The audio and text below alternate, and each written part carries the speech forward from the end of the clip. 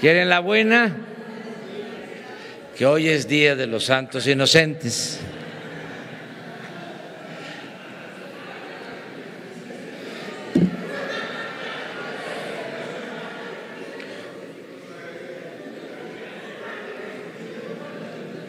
Ya no podríamos acostumbrarnos a estarnos viendo, era mala noticia. Bueno,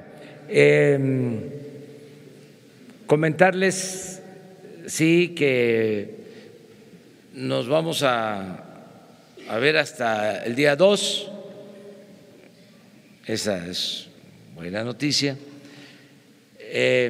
No vamos a tener encuentros mañana por ser sábado, domingo, tampoco el lunes, que tengo que asistir a la toma de posición del nuevo gobernador de Tabasco, de modo que el martes estamos aquí, temprano, como siempre.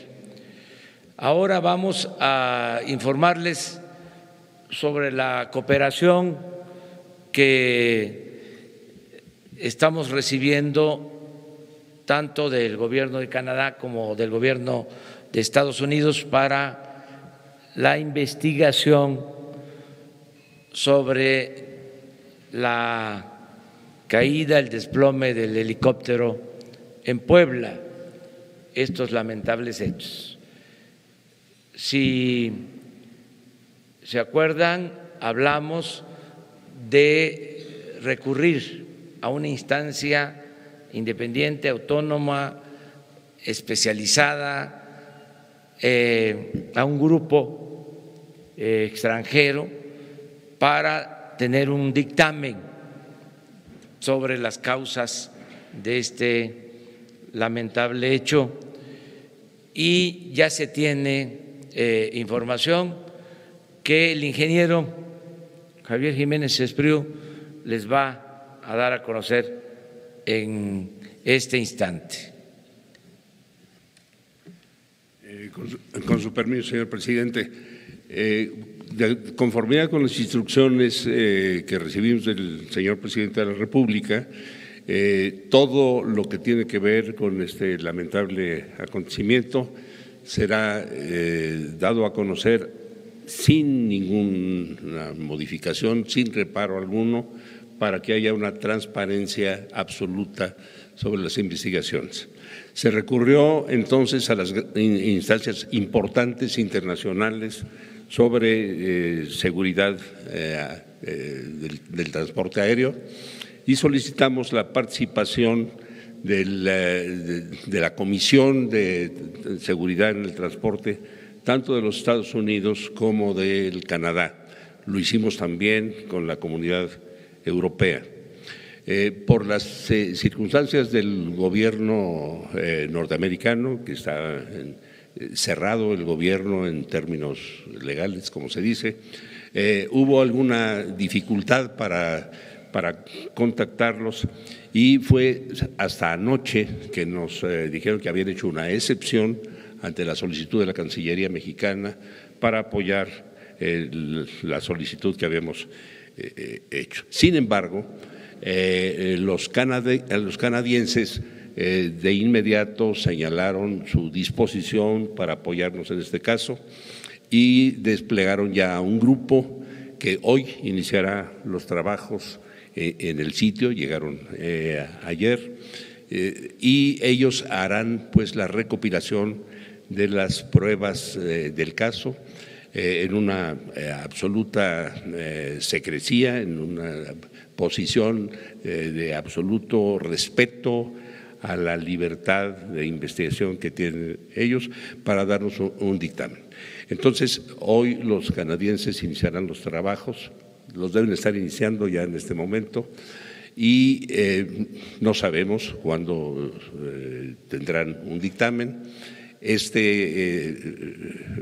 proceso no es sencillo, van a ver el sitio, van a ver los restos del aparato que está ahí, tomarán las muestras que estimen pertinentes de los restos del helicóptero para llevarlos a los laboratorios internacionales en Canadá y procederán a las inspecciones del caso y a dar su dictamen, que no sabemos cuánto tiempo tomará. Les hemos solicitado pues hacerlo lo más expedito posible. Y en vista de que ellos se llevaron las pruebas, hemos solicitado a los miembros del American Security Board de los Estados Unidos que una vez que tengamos el dictamen de los canadienses nos apoyen con su análisis también para tener las dos versiones. Y en igual forma es muy probable que un comisionado un miembro de la comisión correspondiente de la Comunidad Europea también venga y tengamos las tres opiniones. O sea que habrá una total transparencia y el dictamen en los términos que se plantee será por instrucciones del ciudadano presidente del conocimiento público para que haya una total transparencia. Muy bien. A ver.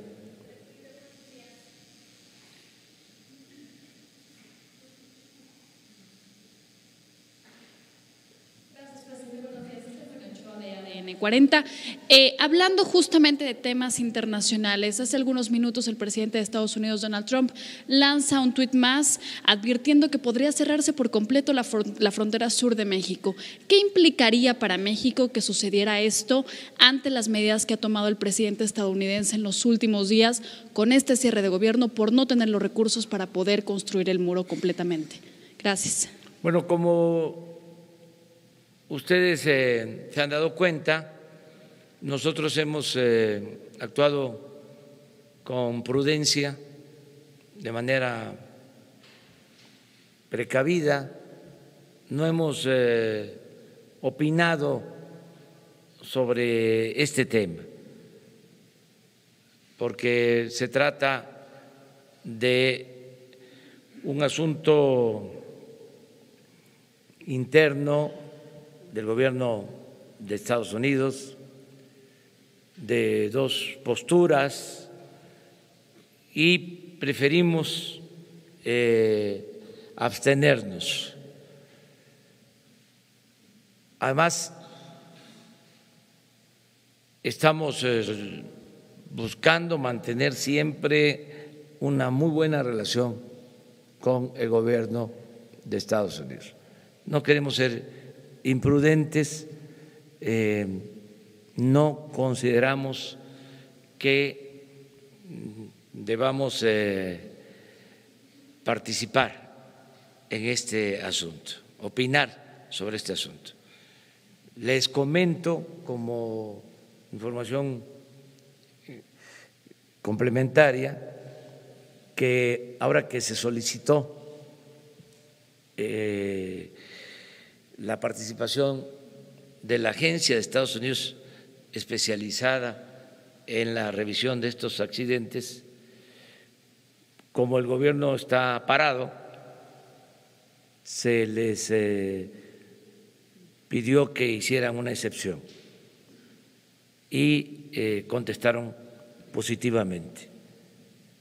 El secretario de Relaciones Exteriores le pidió al señor Pompeo,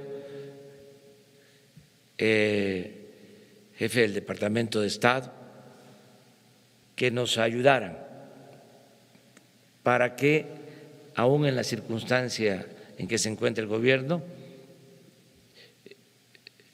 pudieran ayudarnos a participar en la elaboración de este dictamen. Y por eso es que ayer informan de que están en condiciones de apoyar, pero como aquí lo mencionó el ingeniero, ya la Comisión de Especialistas de Canadá ya estaba en la Ciudad de México, o estaba por llegar a la Ciudad de México. Entonces, ahora se van a aprovechar las dos agencias o la opinión de las dos agencias buscando la conciliación para que se tenga ahora sí que un doble dictamen y si se requiere hasta otra opinión más de especialistas de la Unión Europea. Pero todo esto se puede lograr si llevamos una buena relación con el gobierno de Estados Unidos, se hacen estas excepciones. Entonces, por eso cuidamos mucho la relación con el gobierno de Estados Unidos. Desde luego, nosotros vamos a defender siempre nuestra soberanía. En el caso de los migrantes ya hemos dejado de manifiesto nuestro respeto al derecho de los seres humanos a buscarse la vida, a emigrar. Vamos siempre a proteger a migrantes, a defender sus derechos humanos. Esas son posturas de principios que tienen que ver con nuestras convicciones. Eso no está a negociación, son asuntos de principios. Pero lo demás consideramos que no debe de ocuparnos por ahora.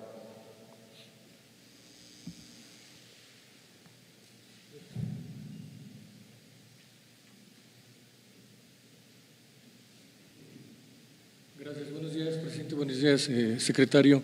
Alejandro Lelo de la Red de Grupo Cantón y Diario Basta.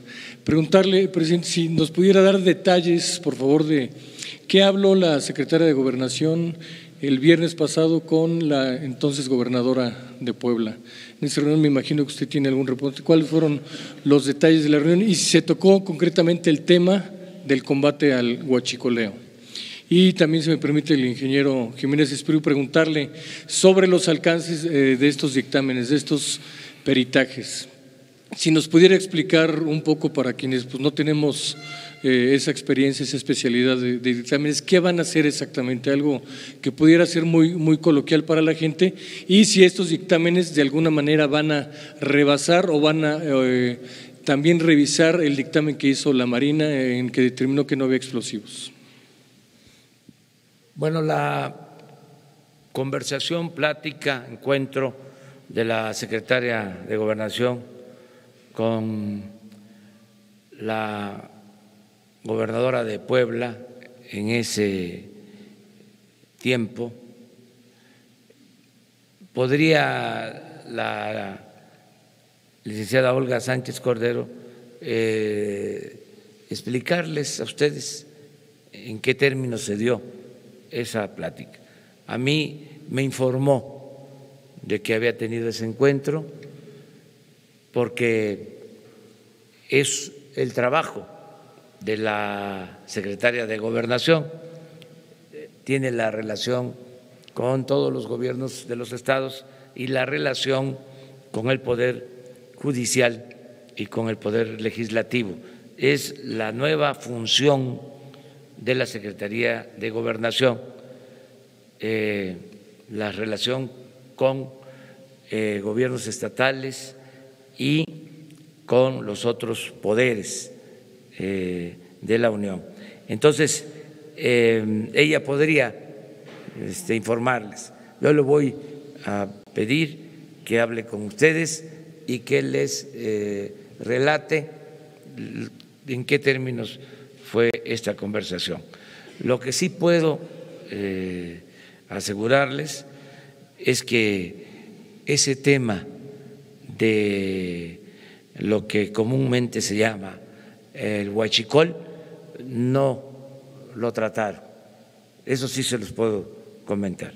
Fue una relación, una plática de otro tipo, de otras características. Y aquí el ingeniero les contesta. Gracias. La participación de estos grupos es para definir la causa del accidente. Es un dictamen estrictamente técnico que definirá por qué cayó el helicóptero. Para esto hacen un análisis del sitio para ver qué pasó con el sitio, para definir cómo cayó el helicóptero, y después se llevarán las partes para inspeccionar por qué se rompieron las partes, qué tienen las partes que planteen las posibilidades de la definición. Se están llevando también algunas computadoras que se logró encontrar, computadoras que traen la historia del vuelo en función de la turbina, por ejemplo, qué revoluciones iba, si se paró, si no se paró, todas estas cuestiones para saber cuál fue la causa del accidente. Es un dictamen estrictamente técnico que nos permitirá saber si hubo una falla en el helicóptero, si se cayó por una falla del piloto, o si hubo alguna cuestión adicional que pudiera causar eso. Ese es un examen estrictamente técnico lo que va a producirse. Perdón, del dictamen de la Marina, si ese podría quedar rebasado con este o el de la Marina ya quedó firme. No, bueno, la Marina planteó que no encontró explosivos y aparentemente la forma que hoy tienen las partes del helicóptero y lo que se dio así lo indica. Si encontraran alguna cuestión diferente, los técnicos lo reportarían en su dictamen. Nada más aquí para aclarar bien, vamos a esperar este dictamen o los dictámenes de estas agencias independientes. Eso es lo que va a definir cuáles fueron las causas del desplome del helicóptero.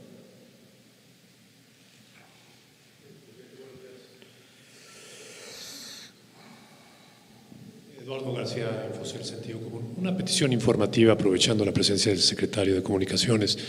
Si nos podrían dar el análisis de los costos de los dos proyectos aeroportuarios que existían, el de Naim versus el de Santa Lucía, Ciudad de México, Toluca, porque usted asegura que hay un ahorro de 100,000 millones de pesos y hay quienes piensan que no es tanto por lo que ya se invirtió en el Naim. Entonces, si nos pueden dar el análisis de esos costos de estos dos proyectos, lo agradeceré.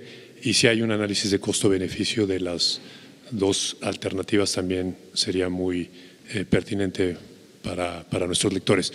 Y la pregunta para usted, regresando al tema de ayer, del robo de combustibles, van a afectar intereses muy poderosos y no sé si esto lo ha hecho o lo hará usted replantearse el asunto de su seguridad personal y el de sus colaboradores.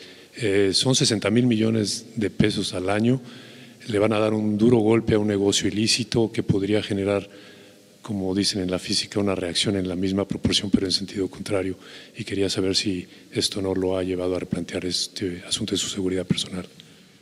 Bueno, acerca de los costos sobre el aeropuerto, yo sostengo y tengo elementos para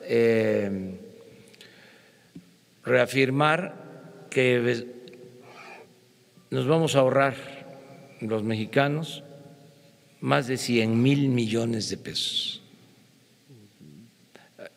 al tomar la decisión de construir las dos pistas nuevas en Santa Lucía, que vamos a tener, repito, en 3 años 5 pistas, las dos actuales del Aeropuerto Internacional Benito Juárez de la Ciudad de México y 3 pistas en Santa Lucía.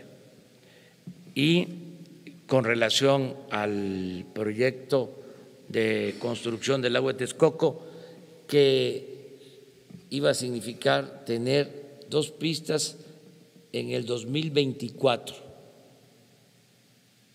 y cancelar el actual aeropuerto y el de Santa Lucía. Además de eso, con números, consideramos que vamos a ahorrar más de 100,000 millones. La precisión, el detalle sobre los datos se van a dar a conocer a principios de enero, ya en 10, 15 días más. Estamos afinando nada más el proyecto de Santa Lucía, ya se tiene avanzado, incluso queremos, se los informé, lanzar convocatorias, licitaciones de construcción y estar a más tardar en febrero o marzo ya trabajando con maquinaria pesada en la construcción de las pistas en Santa Lucía, porque no vamos a perder tiempo. Acerca de la seguridad ya les he dicho, vamos a continuar de la misma manera, no le hacemos mal a nadie. El que lucha por la justicia no tiene nada que temer y nosotros tenemos una encomienda de los ciudadanos que es el que se acabe la corrupción y la vamos a cumplir. Y como decía Juárez, nada por la fuerza, todo por la razón y el derecho. Y tenemos que ir convenciendo. Van a decir que somos ingenuos. No, somos idealistas y pensamos que el ser humano es bueno por naturaleza, que son las circunstancias los que llevan a algunas personas a tomar el camino de las conductas antisociales. Pero ahora hay otras circunstancias en el país y la consigna es, el llamado es, el lema es todos aportarnos bien, todos aportarnos bien, es la nueva etapa. Entonces, por eso no vamos a cambiar en nada, vamos a seguir igual. Nosotros respetamos a nuestros semejantes y estoy seguro que nuestros semejantes nos van a respetar a nosotros.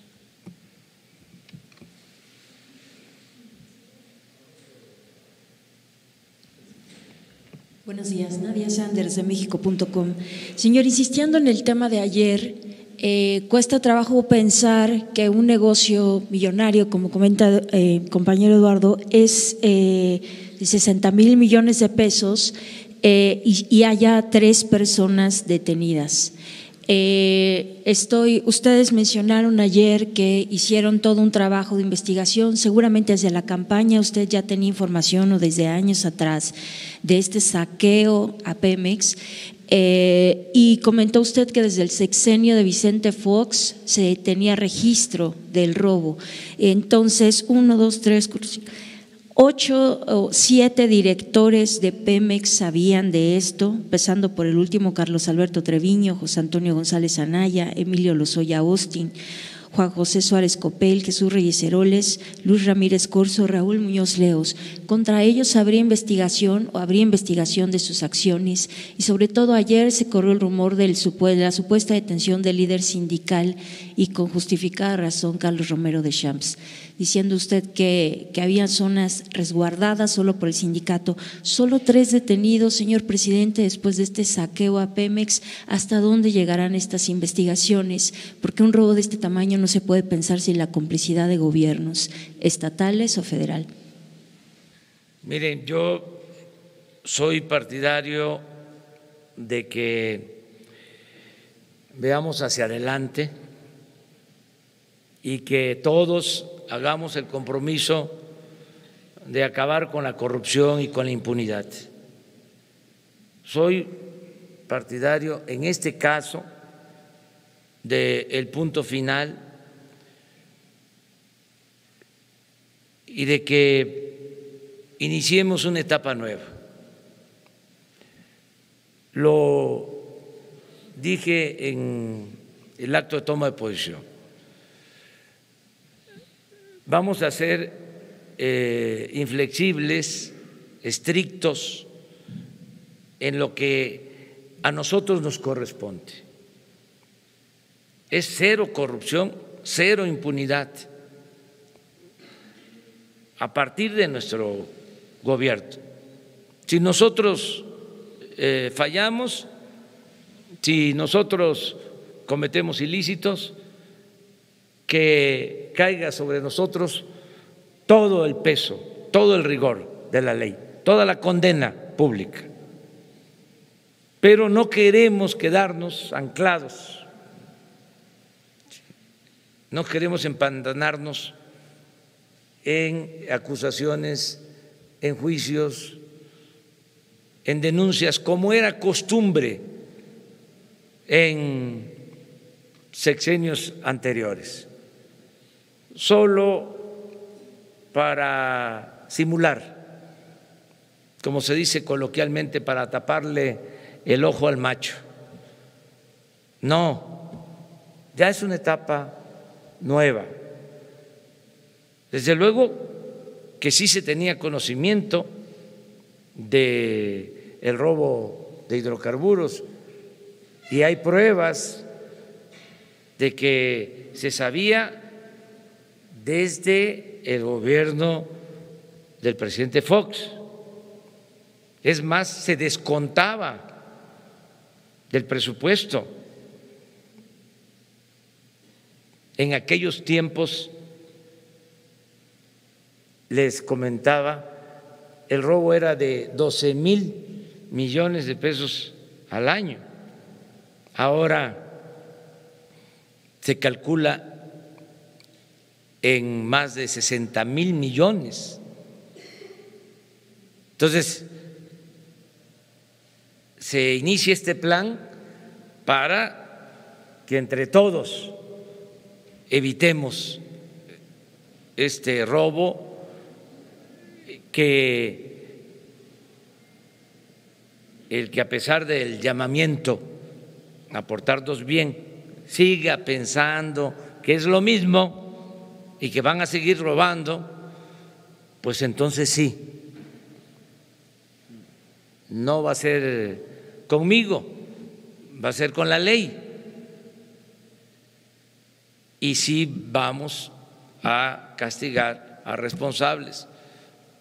Yo espero que las cosas cambien, porque ahora hay un despliegue de elementos del Ejército y de la Marina en todas las instalaciones de Pemex, que no había. Había un servicio contratado nada más de vigilancia, pero no podían certificar volúmenes de manejo de crudo, de gasolinas, de diésel,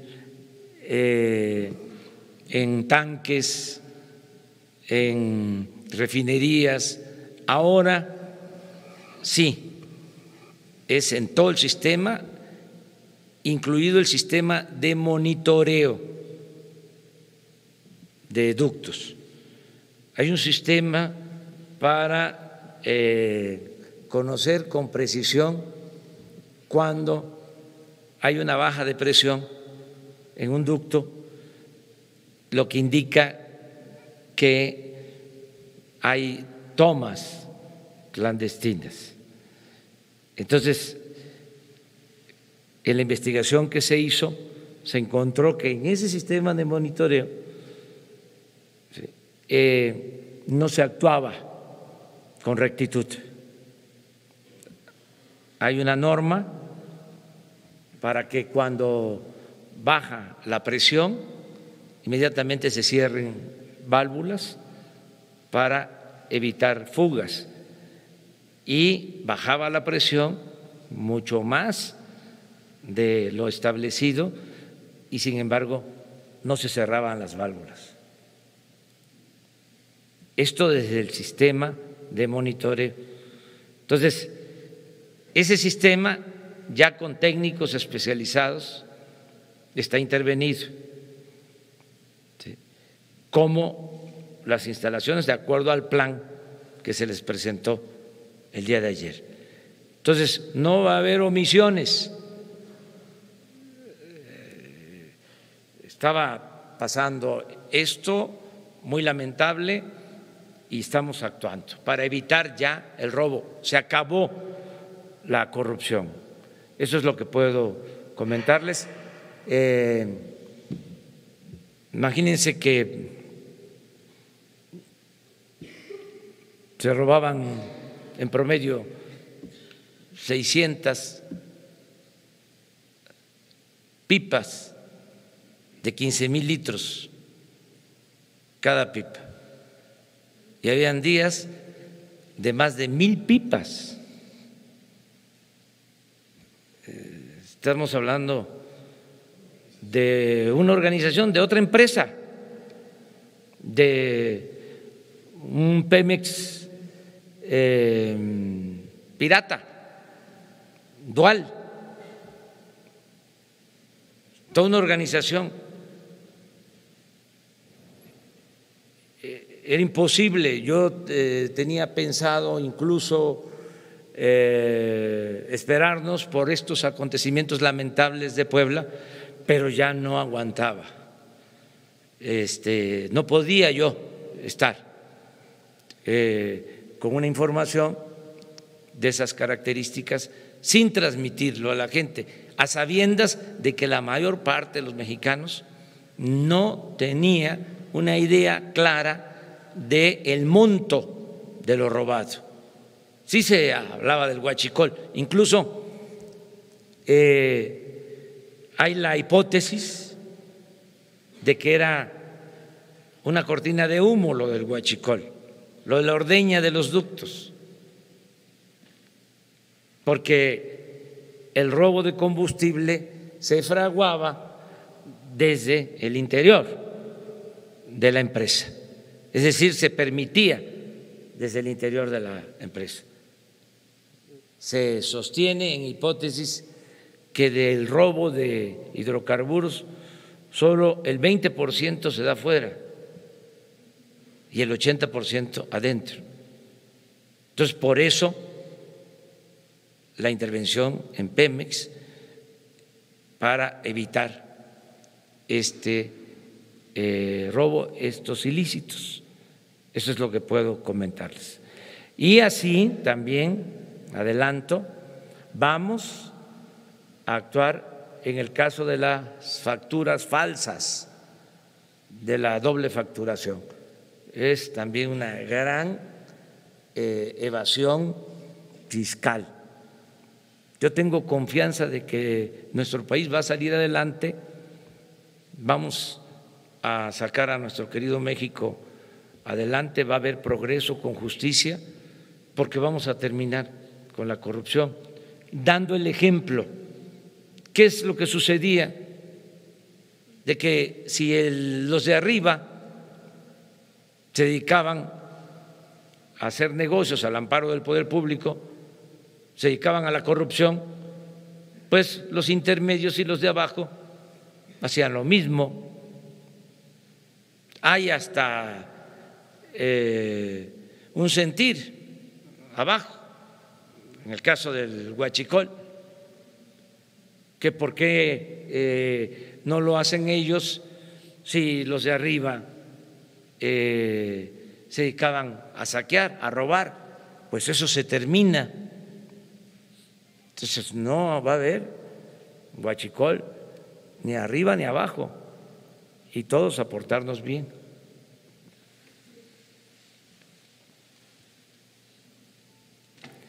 Por cierto, hay una investigación de una periodista que ahora me voy a acordar de ella, de una revista que incluso hizo un libro. No está Jesús. Ana Lilia,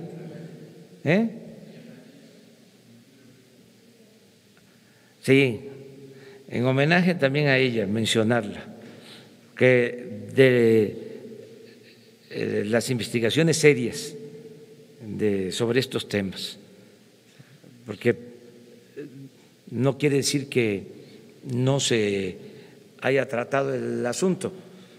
Compañeras, compañeros de ustedes ya habían hablado de esto y esa investigación es profesional. O sea, Ana Lilia Pérez Mendoza. Sí, la revista es Contralínea. Muy bien. Gracias, presidente. Preguntarle, ayer Lorenzo Córdoba, el consejero presidente del INE, decía que el recorte presupuestal, bueno, que ellos no fueron consultados respecto al impacto que el recorte presupuestal tendría para ellos en sus operaciones y que pondría en riesgo la organización de las elecciones. Preguntarle si habría como algún diálogo respecto con el instituto al respecto de esto, y también mencionaba que el presupuesto destinado a los partidos políticos de casi 5,000 millones de pesos no fue tocado. Preguntarle también si invitaría a los partidos políticos a sumarse a la austeridad y a regresar quizás parte del financiamiento que van a recibir. Gracias. Le comento al presidente del INE que soy su aliado y le voy a apoyar, desde luego, de acuerdo a mis posibilidades, a mis límites, porque yo no tengo un poder absoluto ni quiero tenerlo, pero sí, en mi opinión, le apoyo al presidente del INE porque reitero el llamado a los partidos para que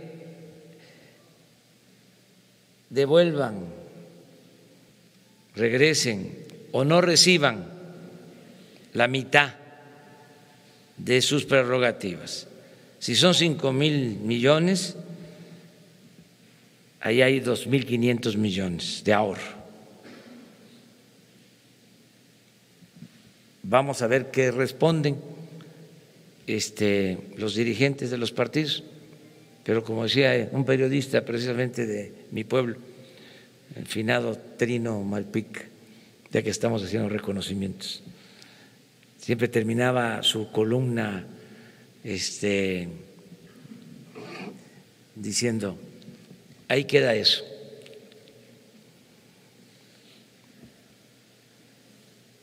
Vamos a la tercera fila, ¿no? Esta es la segunda. Es la segunda. Presidente, hacer hincapié en el asunto de las gasolinas. Usted comenta el asunto de las facturas falsas. ¿No sería muy fácil, relativamente fácil, saber en dónde hubo ese tipo de acciones de fraude e ir por esa gente y no dejar impune ese delito? Porque usted comenta que se va a atacar las facturas falsas de aquí en adelante, de aquí hacia atrás. Sería relativamente fácil saber quiénes han cometido ese ilícito. Y segunda, eso ya tiene que ver más con el entorno del Palacio Nacional. En los últimos días ha habido un incremento en el comercio informal. No sé si este fenómeno usted lo ha observado, le ha llamado la atención, ha hablado de ello con la jefa de gobierno, porque es hasta enfrente, en fachada, ya hay comercio en las esquinas de Palacio Nacional. Saber si ha tocado ese tema y si hay alguna acción para despejar en el entorno, porque están, de hecho, debajo del despacho presidencial, algunos trabajando en la vía pública que no están autorizados. Bueno, están abiertas las instituciones para que todo el que tenga pruebas sobre ilícitos que se cometen pueda presentarlas y pueda denunciar. Nosotros no nos oponemos a eso, incluso no se va a detener ninguna investigación, todo lo que esté en curso se atiende y los ciudadanos tienen ese derecho de expresarlo, de manifestarlo, incluso el gobierno, eso está abierto. Lo que yo estoy planteando tiene que ver con una solución de fondo estructural al grave problema de la corrupción que se padeció durante el periodo neoliberal, porque no es nada más esto, son 36 años de saqueo, para hablar con claridad. Entonces tenemos que resolverlo los mexicanos, pero no solo enjuiciando a chivos expiatorios, porque esta corrupción se dio de arriba hacia abajo, si no sería simular y seguir en lo mismo. Entonces, mi opinión es que si se logró un cambio para que haya una transformación, que iniciemos una etapa nueva con cero corrupción, cero impunidad, y que no nos quedemos en el resentimiento y en los mismos métodos de siempre, de buscar legitimidad de esa manera.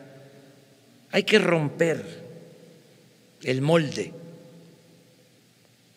con que se hacía la vieja política y hay que hacer un nuevo molde, una nueva forma de hacer política. Es cambio de régimen, no cambio de gobierno. Y eso es lo que buscamos. Acerca de los comerciantes en vía pública, pues ese es un asunto del gobierno de la ciudad. Nosotros estamos trabajando bien aquí, pero desde luego que ustedes lo observan porque pues también llegan a tiempo, ¿sí? Y llegan a pie, sí. Pues yo entro y salgo también sin problema, pero sí seguramente la jefa de gobierno lo va a atender, este asunto.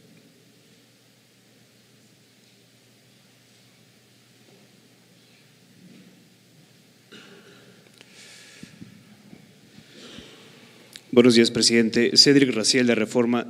Yo le quisiera preguntar por una nota que publicamos hoy acerca de la intención de su gobierno de que el ejército funja como constructor de algunas de las principales obras de su administración, como las 2 pistas de Santa Lucía y especialmente el desarrollo inmobiliario en Santa Fe. Nosotros nos basamos en un reporte de la Auditoría Superior que cuestiona el hecho de que algunas dependencias le han adjudicado directamente al ejército obras inmobiliarias, argumentando temas de seguridad nacional, como el Consejo de la Judicatura o el SAT, y que el ejército no ha entregado los resultados más óptimos en comprobación de recursos, por ejemplo. Y también tomando en cuenta que el artículo 29 de la Ley de la Administración Pública Federal le atribuye al ejército solamente facultades de construcción de instalaciones militares, no necesariamente, no de hecho, digamos, particulares, digamos, como en este caso un desarrollo inmobiliario. ¿Con qué sustento, con qué evidencia, con qué conveniencia su gobierno le estaría atribuyendo al ejército construir específicamente el desarrollo de Santa Fe, por ejemplo? ¿Con base en qué ley, con qué evidencia? Gracias. Bueno, en los 2 casos quiero informarles o subrayar que se trata de predios de la Secretaría de la Defensa. La base aérea de Santa Lucía es de la Secretaría de la Defensa y ahí se va a construir el nuevo aeropuerto. y va a seguir siendo propiedad de la Secretaría de la Defensa. Se va a buscar un arreglo con el sistema de comunicación, con el sistema aeroportuario, pero el nuevo aeropuerto va a estar en Santa Lucía. Va a ser del Ejército, propiedad de la Secretaría de la Defensa. Las dos pistas nuevas, y por eso ellos van a construir ahí. Las utilidades, el servicio que se va a cobrar del TUA, pues ese es un acuerdo con la Secretaría de Comunicaciones, pero ellos van a seguir manteniendo ese bien, esa propiedad. En el caso de Santa Fe, pues es la fábrica de armas, es también un bien de ellos. Entonces, había el propósito de que ese bien pasara a formar parte de los bienes del gobierno federal y venderlo. Ya se había hecho hasta un avalúo, creo que de alrededor de 20,000 millones de pesos. Pues eso ya no se va a hacer. En el caso de que el proyecto lo permita, se está analizando. Yo les comenté a ustedes que en enero vamos a tener ya una respuesta. Las áreas impactadas de ese terreno, donde estaban y sigue estando algunas fábricas de armas, que puedan utilizarse, ¿sí?, con una densidad que no perjudique el medio ambiente. Les hablaba yo de que el terreno tiene disponible 100 hectáreas, porque en total son 150, pero hay ya unidades habitacionales del Ejército y otras instalaciones. De las 100 hectáreas que se van a liberar, cuando mucho se construiría en un 20%, el 80% del terreno, 80 hectáreas, serían parte de la cuarta sección del bosque de Chapultepec. Ese es el planteamiento. Y lo que se obtenga de utilidad también, que no va a ser mucho, puede ser que no llegue a los 20,000 millones de el avalúo, porque era 20,000 millones de pesos, un avalúo pensando en urbanizar todo el terreno con una inmobiliaria privada particular. Entonces, lo que se obtenga es lo que va también a emplearse en la construcción de instalaciones para la Guardia Nacional de la propia Secretaría de la Defensa. Y todo lo que se va a hacer en el gobierno, todo, además de darlo a conocer, se va a ajustar al marco legal prevaleciente. No vamos a violar ninguna norma, nada que esté prohibido se va a llevar a cabo. Sí, siempre construye, y construyen carreteras, y construyen hospitales, y construyen escuelas, siempre. Su sistema de construcción del ejército es de los mejores del país. Tienen escuela para eso y es como su sistema de salud. Además,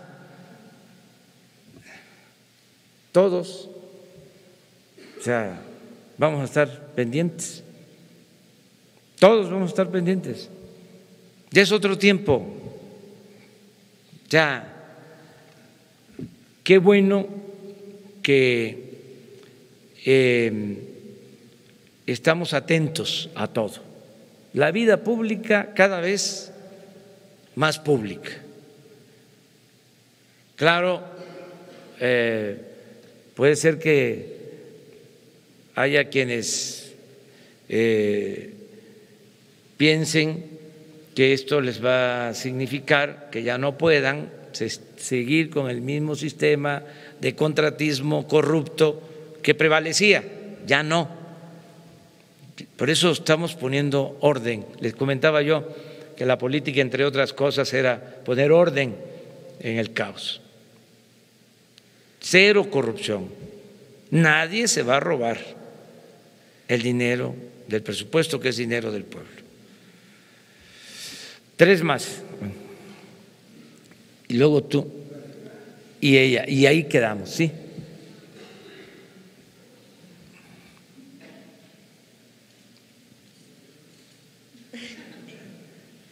Buenos días, presidente. En lo que dice del punto final y una etapa nueva, pareciera que el mensaje es que no van a ir por exdirectores de Pemex, a pesar de que hubo permisión al interior de Petróleos Mexicanos y que a final de cuentas el conjunto era responsabilidad de ellos, es decir, que quienes se enriquecieron de manera ilícita y amasaron grandes fortunas podrán tener una vida tranquila de aquí en adelante, y el mensaje es que sus actos y sus acciones no tendrán consecuencia.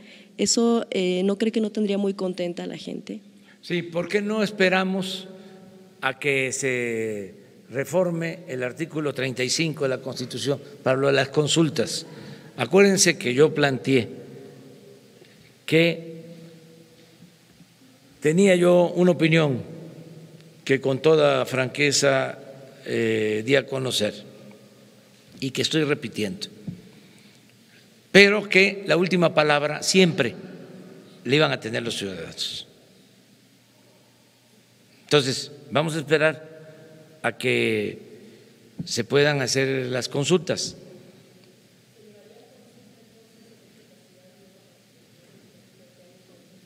En el caso de los expresidentes, hasta les puedo repetir la pregunta, empezando por arriba. O sea, es que si no sigue la simulación, con todo respeto, o sea, es nota, nada más, y se callan cuando se trata de los machuchones. ¿Le vamos a seguir así? ¿O ustedes creen que un director de Pemex actuó en el caso de que se cometió un ilícito por su cuenta?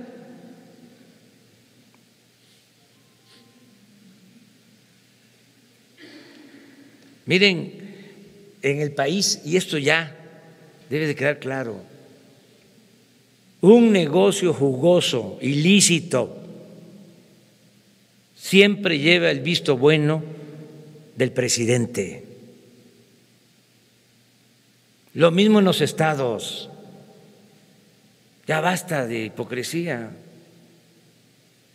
¿Para qué echarle la culpa nada más al de obras públicas? Hay quienes dicen: el señor presidente, el señor gobernador, se ve que tiene buenas intenciones, se ve que es una persona recta, que quiere ayudar, pero sus funcionarios no le ayudan, no le apoyan. Falso. Si el gobierno funciona mal es porque no está bien de arriba para abajo.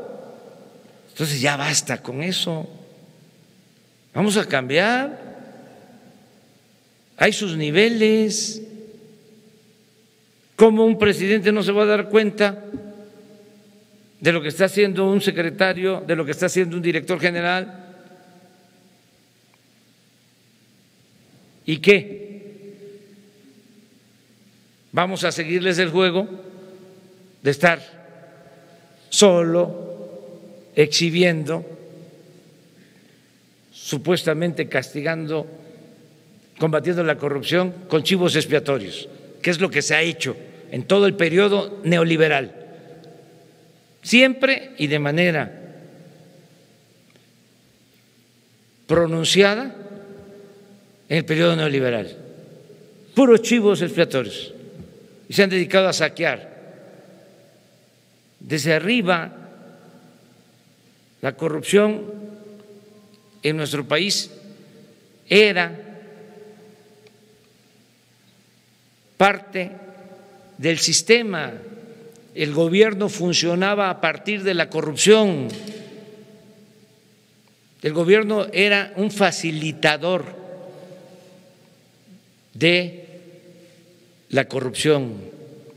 Era su función principal, facilitar el saqueo, facilitar el que unos cuantos se quedaran con bienes del pueblo, de la nación. Eso se terminó. Entonces, de todas maneras, vamos a ver qué opina la gente, qué nos dicen cuando tengamos la reforma al artículo 35. Una consulta, y la pregunta es: ¿quieres que se abran expedientes en contra de Carlos Salinas, Ernesto Zedillo, Vicente Fox, Felipe Calderón, Enrique Peña Nieto por actos de corrupción cometidos durante el periodo neoliberal que originaron la crisis de México? ¿O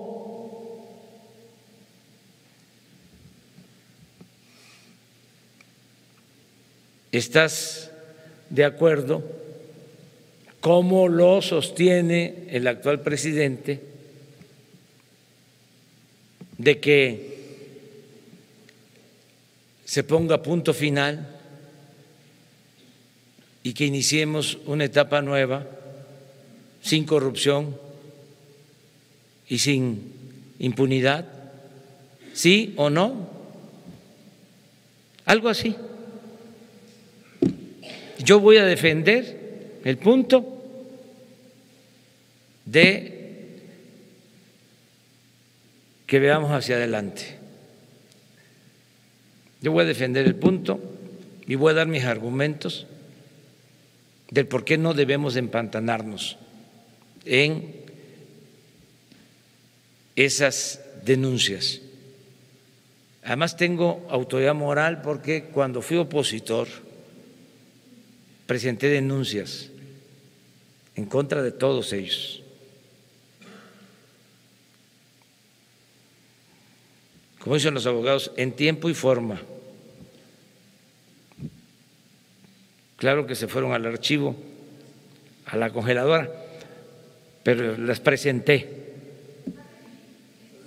Es que si, por ejemplo, dice la gente que sí, pues es cosa de revivirlas, ahí están.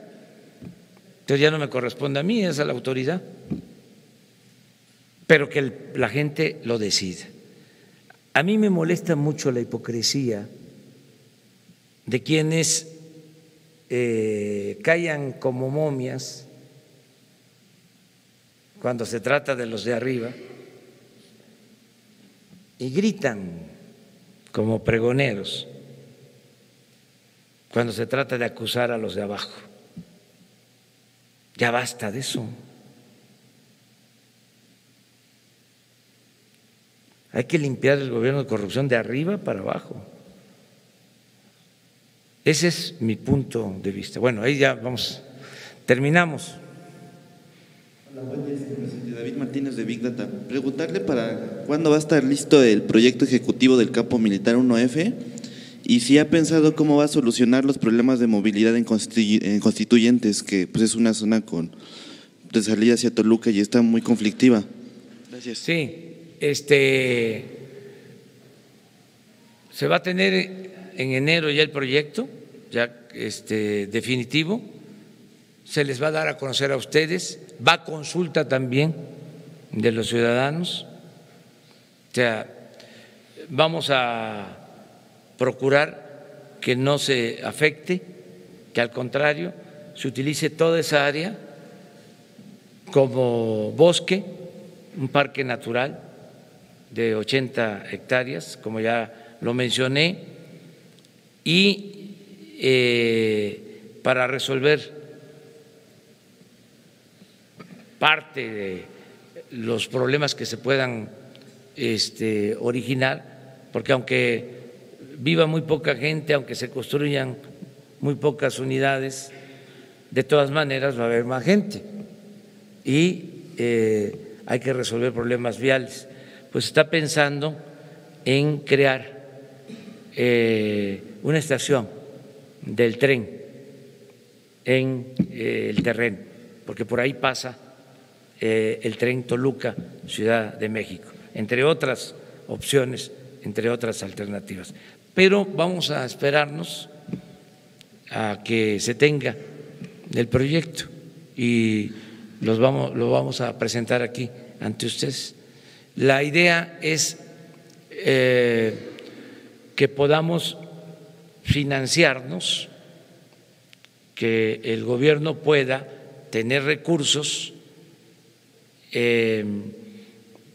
utilizando estos bienes, o sea, para que no aumentemos impuestos, para que no haya impuestos nuevos, para que no haya gasolinazos. De las cosas buenas que tenemos,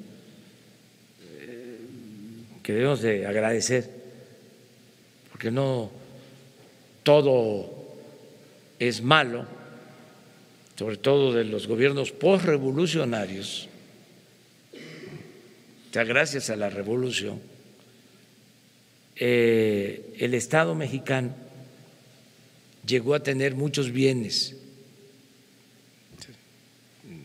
hidroeléctricas, vías de ferrocarril, líneas de transmisión de energía, petróleo, terrenos, propiedad social, la mitad del territorio de México por la revolución. Entonces, con el proyecto neoliberal empezaron a trasladar todo eso que era nacional a particulares, nacionales y extranjeros, pero era tanto que no les dio tiempo de acabárselo. Entonces nos dejaron todavía muchos bienes. Con esos bienes que quedaron, que son de la nación, se puede lograr salvar a México. Por eso no necesitamos créditos. Cuando yo digo no vamos a endeudar al país, es que no vamos a endeudar al país, porque México tiene muchas riquezas naturales. Es un país tan potente económicamente que lo han saqueado por siglos y tiene todavía muchos recursos naturales. Ahora, por ejemplo, que vinieron los del gobierno de Canadá y que vamos a establecer un convenio, es para rehabilitar 60 hidroeléctricas. Imagínense lo que se construyó en los tiempos posteriores a la Revolución, de los años 30 hasta los 80, 60 hidroeléctricas. ¿Cuántas hidroeléctricas se han construido en el periodo neoliberal? 5. Cuando mucho 10. Crecíamos a tasas del 6% anual en todo el periodo posrevolucionario. En el periodo neoliberal, 2% anual. Fue un fracaso, un engaño. Entonces, ahora, con estos bienes, cuidándolos, no privatizándolos, porque les decía, las utilidades de la fábrica, de los terrenos de la fábrica de armas, es para construir instalaciones que no hay para la Guardia Nacional, para la seguridad pública. Es una concepción completamente distinta. Imagínense, no se sabía de que el actual aeropuerto tiene 600 hectáreas y el de Santa Lucía tiene 3,000. Entonces, ¿por qué no pensaron desde el principio en Santa Lucía?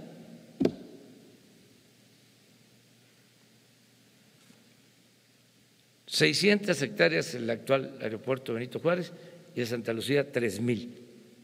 ¿Qué no se podía resolver desde el principio ahí el problema? Hay constancia. Un día les voy a traer la prueba. Que desde hace 25 años se propuso ampliar el aeropuerto de la Ciudad de México en Santa Lucía. Les voy a traer la prueba. Pero no, a alguien se le ocurrió de que se tenía que hacer el aeropuerto en el lago de Texcoco.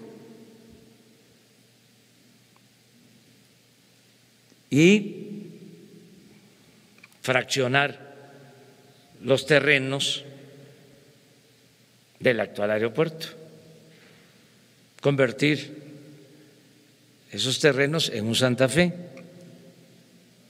Ahí sí, para negocio particular. Bueno, ya hablamos bastante. Que la pasen muy bien, buen año. Nos vemos el día 2, martes 2. Miércoles.